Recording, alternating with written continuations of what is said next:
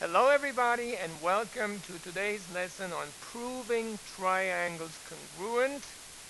Our objective for today will be we will be able to use a limited amount of information about side lengths and angle measures to prove triangles are congruent. This first part isn't in your notes page, so just watch and enjoy. Remember in our last class we discussed that if we can mark each of the corresponding parts of two triangles congruent, we can prove that the two triangles are congruent. Here in this example we have three angles marked congruent to the three angles of the other triangle, and we have the three sides marked congruent to the triangle on the right also, and therefore we can conclude that those two triangles are congruent. But what about this? Here we are missing one piece of information. We're missing this last angle that has not been marked congruent. Can we now say that the two triangles are congruent? What about this example? Here we have only two sides that are marked congruent. Is that enough for us to conclude that the two triangles are congruent? In this class, we will find and discuss some shortcuts that will help us prove two triangles are congruent when we don't have all the information, but just some of the information. Here are our first two shortcuts. Let's start with the SSS congruence postulate, and SSS stands for side, side, side. And this postulate states if three sides of one triangle are congruent to three sides of another triangle, then the triangles are congruent. Let's look at our two triangles here. If we say that side BC is congruent to side DE, and side AB is congruent to side EF, and also side AC is congruent to side DF. And please note that I used three different sets of congruence marks. If the three pairs of sides of those two triangles are congruent, I can conclude that the entire triangles are congruent and can write our congruent statement. Remember, for our first triangle, it doesn't really matter where we start. We can start whichever way we want. Maybe we'll do it alphabetically this time. Triangle ABC is congruent to triangle. And now we have to be careful. If we went in the direction ABC, we went over the side with the two congruence marks first, and then to the side with the one congruence mark. And we have to do the same thing for our other triangle, moving from F to E and from E to D, and state that triangle in this order, FED. Triangles ABC is congruent to triangle FED. Let's look at our next congruence postulate, the SAS congruence postulate, and SAS stands for side, angle, side. And this postulate states that if two sides and the included angle of one triangle are congruent to two sides and the included angle of another triangle, then again the two triangles are congruent. And you see from the abbreviation SAS and the side, angle, side, that the angle has to be included. And what does that mean? It needs to be between the two sides. So let's mark the things we have. Let's just assume that we have the side BC that's congruent to side DE. Side AB is congruent to side EF. And now we need to find the angle that's between those two sides. Think about one side is here and one side is here. So we're talking about angle B. And in the case of the other triangle, we are talking about the angle that's between those two sides marked in red, and that's angle E. We have two sides and the included angle marked congruent. Then we can write our congruent statement.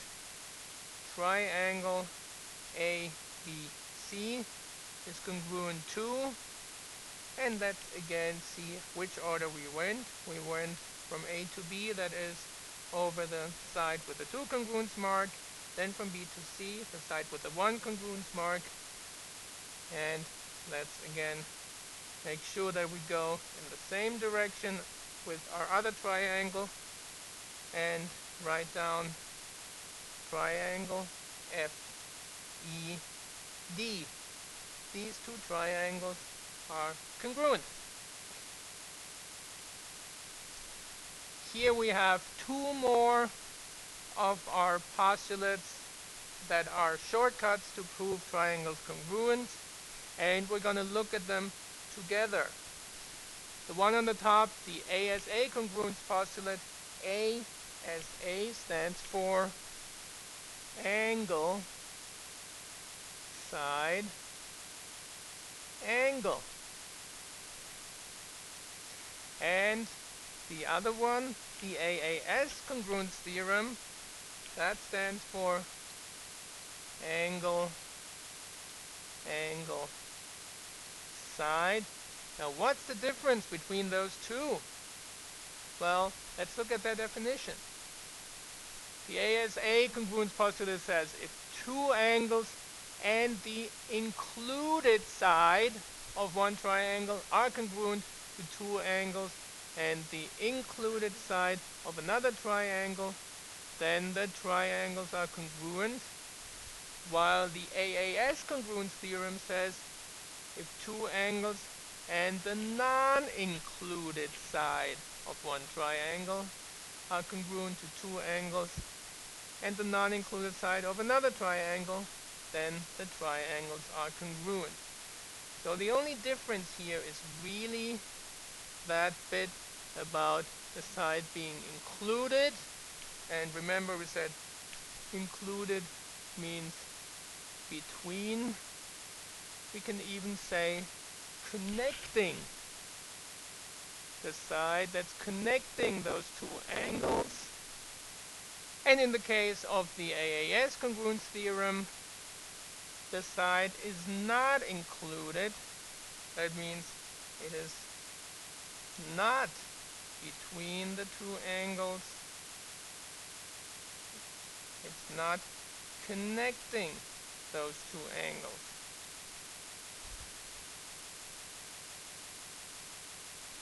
Okay, let's mark what we have, starting with the two triangles on the top. We have two angles. Let's say angle A is congruent to angle F,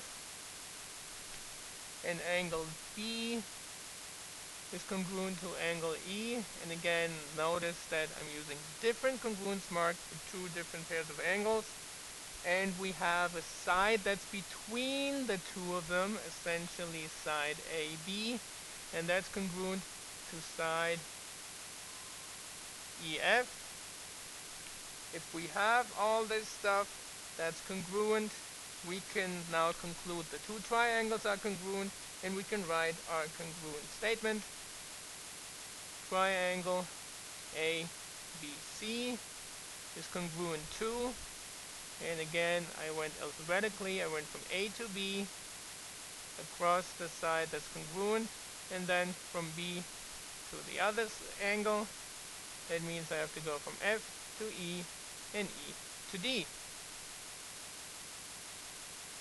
F, FED. Triangle ABC is congruent to triangle FED. Let's look at the AAS congruence theorem. I have two angles. Angle A is congruent to angle F, and angle B is congruent to angle E. But now I have a side that's not included. It can't be the side AB that's between those two angles. It has to be another side. So what about side BC? If we know that side BC is congruent to side ED, we have two angles and a side that's not included. That means those two triangles are again congruent, and we can write our congruent statement. I would like you to stop the video here and write the congruent statement yourselves. Make sure that you pay attention to the order of the angles in your triangle, and when you're done, check your work with my answer. Hopefully your congruent statement looks the same as mine. Triangle ABC is congruent to triangle FED. So far we've used 4 shortcuts, 4 different congruence postulates. One that we haven't used yet is SSA, and SSA actually doesn't work. First of all, if you take the letters SSA and spell them backwards, you have a bad word, and in math we don't use bad words. But the other reason why SSA doesn't work, we can explore here on our favorite, or maybe one of our favorite websites, www.mathopenrep.com. Let's look at these two triangles. These two triangles look congruent, and they have two sides marked congruent. Side AB is congruent to side PQ, side BC is congruent to side QR, and angle A is congruent to angle P.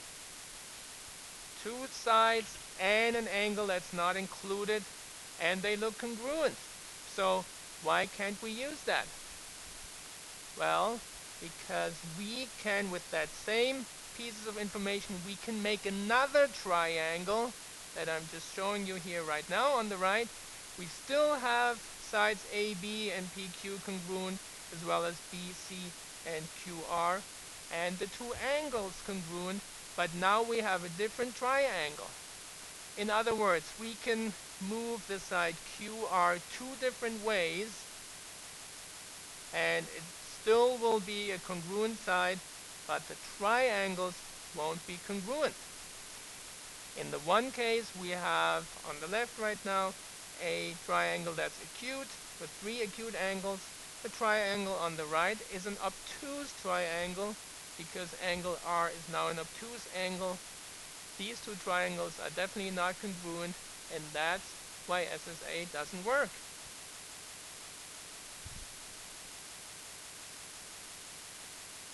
There is, however, one exception to the rule, and that exception is called the HL congruence theorem. HL stands for hypotenuse and leg. And the HL congruence theorem states that if the hypotenuse and the leg of a right triangle are congruent to the hypotenuse and leg of another right triangle, then the triangles are congruent.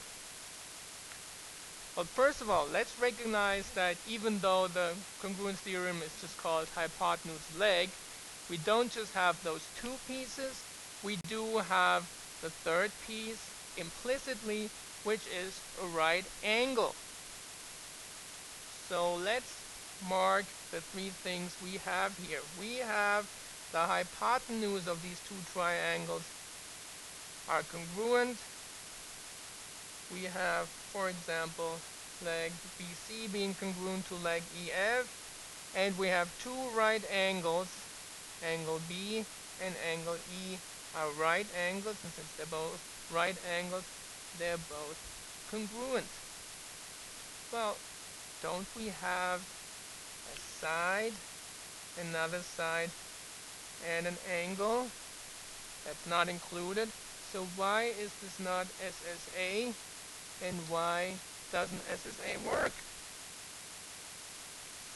Well, the big difference is that the angle that we have is a right angle, because we're talking about a right triangle.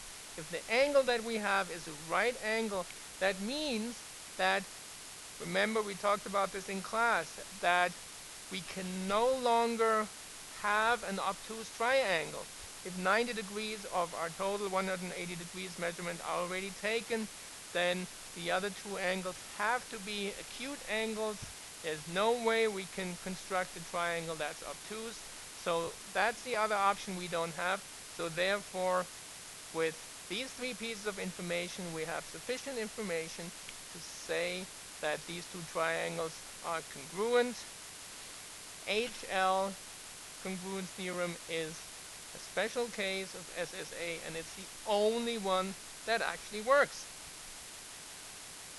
And then we're left with one more combination that we haven't talked about yet, and that combination is AAA, angle, angle, angle. And that is another one that doesn't work, and here's why. Why does AAA not work?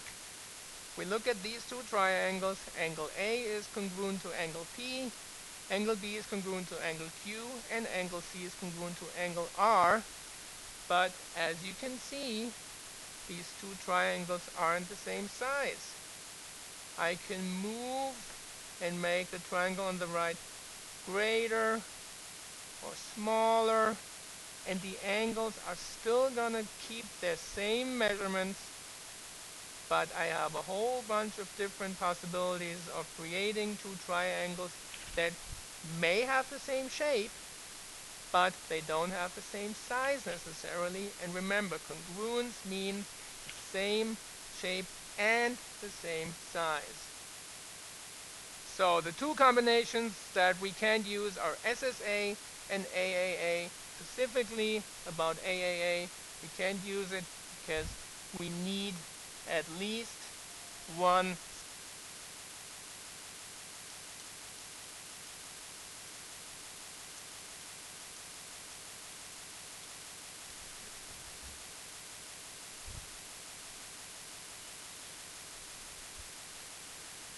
So these are the shortcuts, the congruence theorems we are talking about. Now go ahead and watch the second part of this tutorial.